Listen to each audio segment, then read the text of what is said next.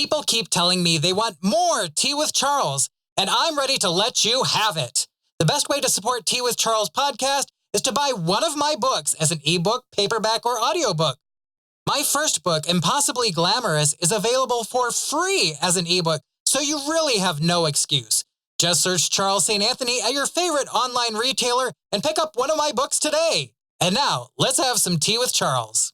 Impossibly Glamorous Studios presents Tea with Charles, starring Charles St. Anthony. Joining me in the DTLA studio this week is an extremely distinguished gentleman that works every day staring straight into the heart of darkness, working in the belly of the beast. Here, as my guest, is the manager of the West Hollywood Recovery Center, Philo Hagen. Thanks for having me. I have a question for you, Charles, though. What does the T in Tea with Charles stand for?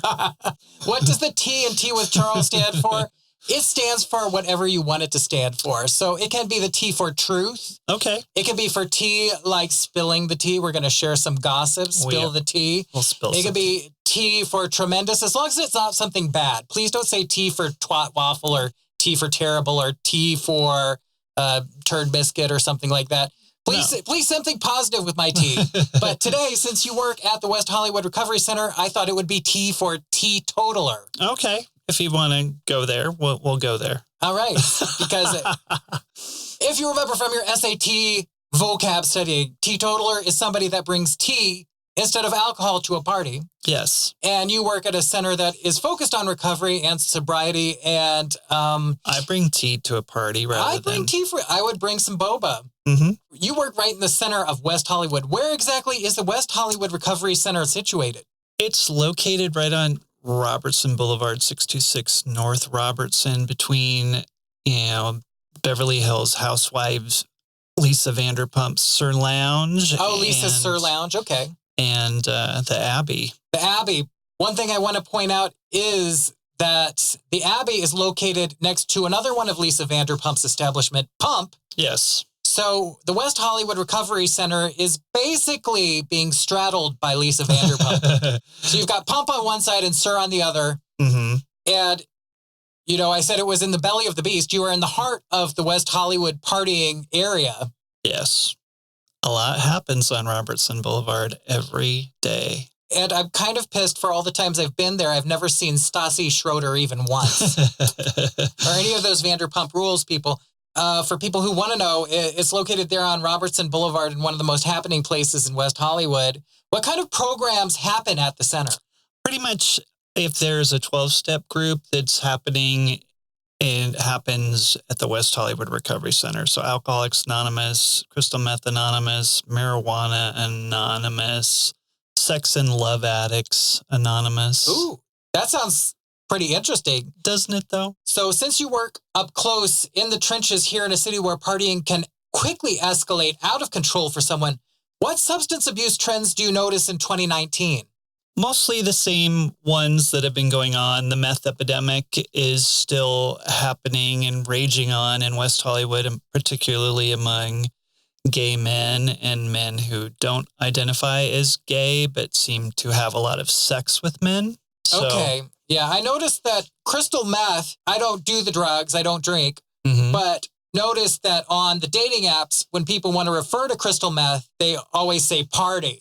Mm-hmm. And I always think to myself, when did the word party go from meaning like happy birthday party to a dance with Tina, crystal meth? That I'm not entirely sure of, but party and play, PNP, is definitely like the three little initials you want to watch out for if you're trying to meet someone and you're not trying to meet someone who's doing meth. So, yeah, there's that. The opiate epidemic is happening in West Hollywood just like it is everywhere else in America.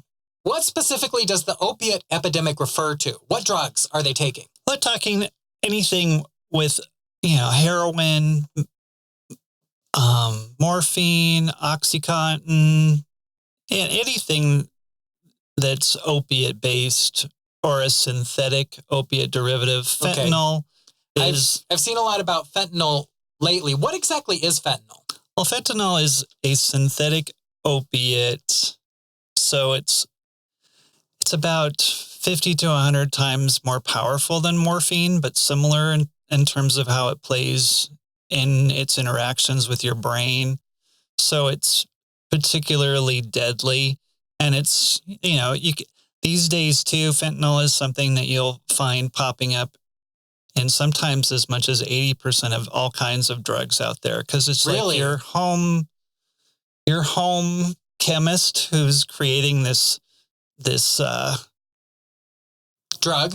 Who's creating the drugs for you is not necessarily the most trustworthy individual. Okay. So, back in the day, it's like cocaine used to be cut with lots of baby aspirin or something, as things have gone on, like sometimes the additional things they're using to make drugs are way more toxic and dangerous than the drugs themselves. And fentanyl, is it?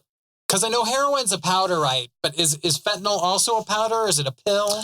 Most fentanyl, like most people who are using fentanyl are in for non-recreational purposes are chronic nonstop pain people. They're not like recovering from surgery people. They're like people who are literally in chronic nonstop pain. So and like a couple little salt granules, like we're talking a tiny amount will go a really, really long way. And those are primarily sort of administered through patches. Patches? Like release all day. And there's kids today that are using fentanyl patches for recreational purposes. But it's a synthetic opiate. So it can be put into anything. You can find it in meth. You can find it in any opiate that's out there. MDMA these days, they seem to be sliding it into more and more and more places. There was a recent story I know with I think 12 people who were admitted to the emergency room for cocaine in Massachusetts and who all had fentanyl overdoses. So they thought they bought cocaine, but it was actually cocaine cut with fentanyl, you're saying? It was turned out to be pretty much fentanyl with a little cocaine in it. Oh my God. And 4 of them died. 8 of them were, so it's like 8 of them managed to get out of it alive, but like all 12 of them overdosed. So these kids that have these opiate addictions or problems with fentanyl, say they want to go to the West Hollywood Recovery Center for treatment, what program would they seek out? The West Hollywood Recovery Center primarily is sort of a network of 12-step groups. And I am, as the manager, like someone who will network you into any other place that you need to go. So if you you can come in off the streets homeless, and I will get you, if you're willing, into the Van Ness Recovery House or McIntyre House or a variety of other places to get you off the street and get you into a rehabilitation program. So that's incredible, Philo. And we're lucky to have you. Today at Tea with Charles, we are going to gaze at several hot topics through your lens as an expert on substance abuse and addiction. Are you ready for some tea? Sure. Pour yourself some tea and let's dive into these hot topics. We often hear about celebrities that go off the rails with substance abuse, people who overdose or people who go to rehab. What is often not discussed is that some of the most successful people in showbiz do not partake in alcohol or substances at all. That's very true. Very true. Philo, I have a list here of people who don't drink or take drugs whatsoever. Maybe you can help me read this list. I'll start with the first one. We have Eric Clapton. Jim Carrey. Kristen Davis, as you know, from Charlotte from Sex and the City. Jennifer Lopez. Daniel Radcliffe or Harry Potter. Bruce Willis. Natalie Portman. Bradley Cooper. David Beckham. Robert Downey Jr. Jennifer Hudson. Tyler, the Creator. Kathy Griffin. Where did you get this research from, anyway? Here at Tea with Charles, we have an extremely dedicated team of researchers with impeccable journalistic pedigree. So you mean you, Googled celebrities who don't drink or something? Basically, that's what I did. I Googled celebrities who do not drink. And this list is kind of funny, though, because a lot of these people, they weren't always clean like they are today. Like the first name on our list, Eric Clapton, he quite publicly battled substance abuse. And one thing I think that's funny about Eric Clapton is I feel like the song Cocaine comes on at very inappropriate times. Because I don't think people realize he's kind of mumbling the lyrics. So people don't realize he's like, Cocaine. No. Cocaine. I don't know. Eric Clapton's song about cocaine always seems to come on when I'm at the dentist, but and I always think, is this something that should really be playing? There are a few other people that I wanted to add to this list, but have publicly relapsed, so we're not going to include them today. Mm-hmm. I know more. But, you know more. But I'm not going to tell you who they are. Spill the tea, Philo. Come on. Now, in this case, I can't because it's an anonymous program. Let's put it that way. Oh, it's an anonymous. All right. I got you. Well, I won't press you there.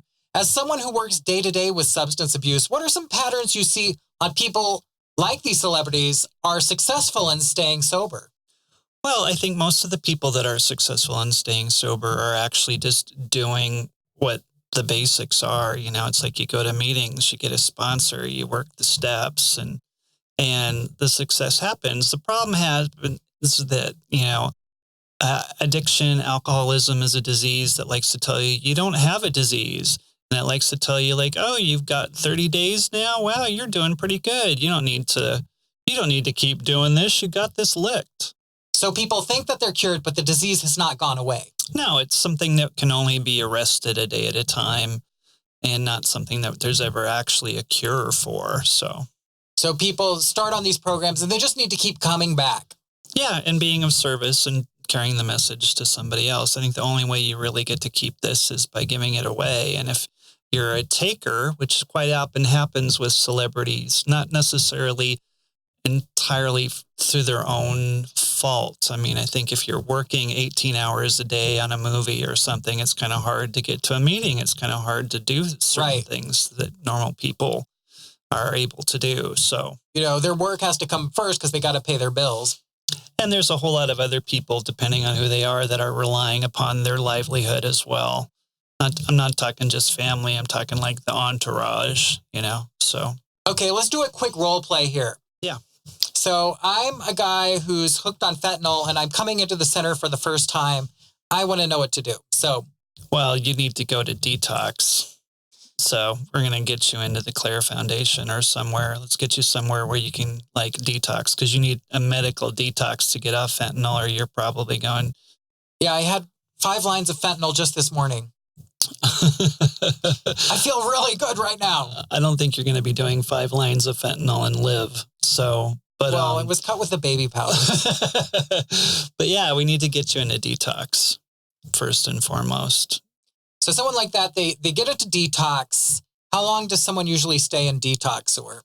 Well, detoxes are typically connected to other places. So if you ended up in the Claire Foundation's detox, for instance, in West LA, you'd probably go right from there into their 28-day program.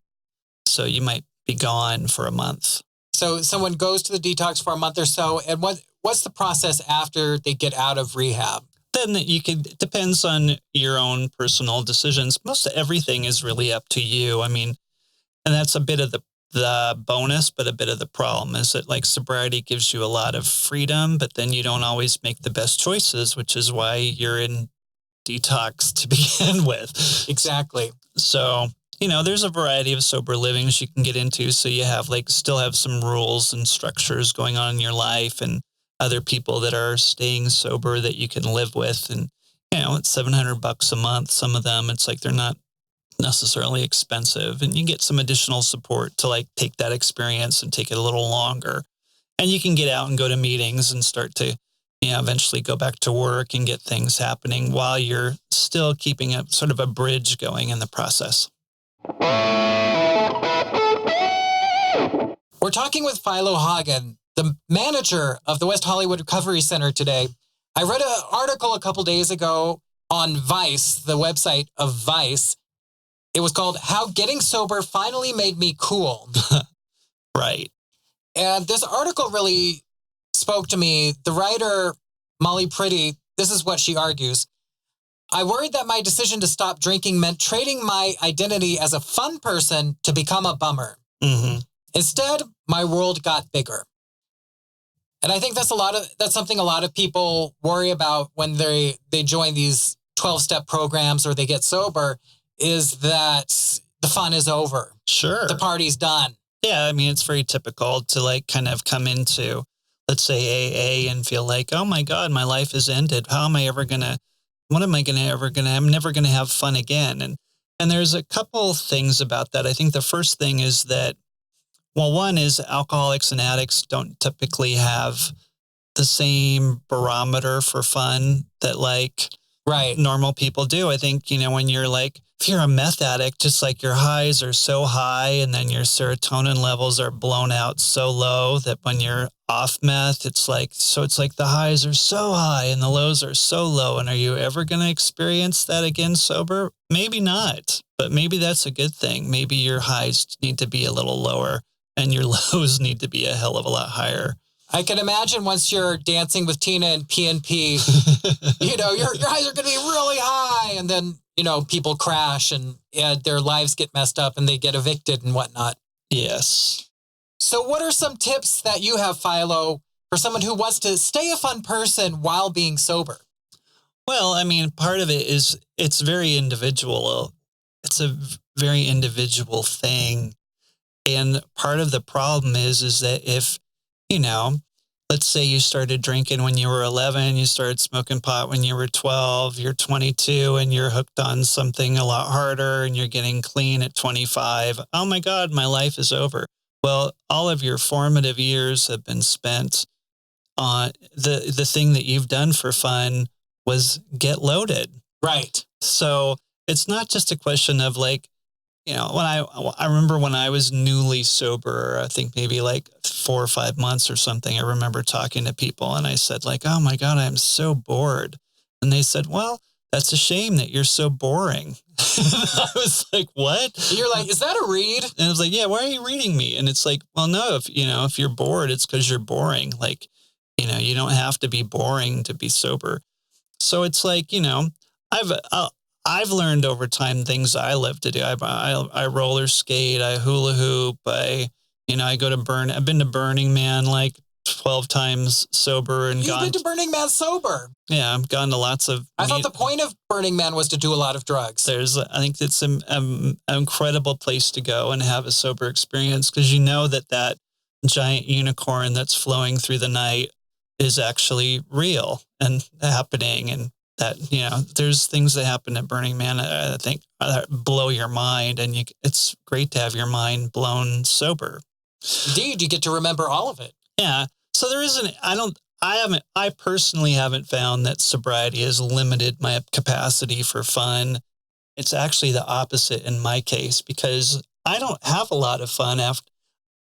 I tend to shoot past the fun. Like I aim for fun when I'm using, but I tend to go past the fun mark into the mess mark. And then the mess mark is not fun. and then you're not having fun anymore. But, addiction just keeps going. So Molly Pretty from Vice Magazine has a point then. Yeah. And you end up coming to, maybe you've gotten pretty isolated. You may not have a lot of friends outside of the bar scene. Even, you might even lose them.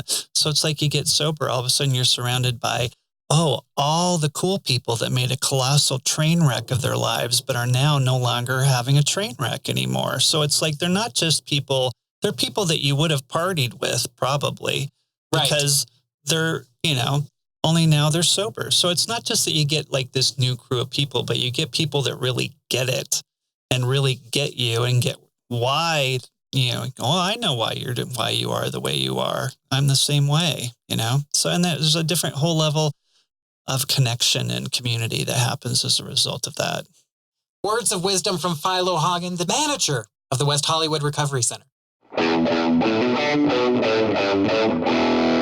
Next in our hot topics, Katy Perry, the singer, accused of sexual assault by 2 different people. A male model who claims Katy Perry pulled his britches down at a party, and a woman who says Katy took "I kissed a girl" too literally. Do you think this is sexual assault or just drunk Katy Perry shenanigans?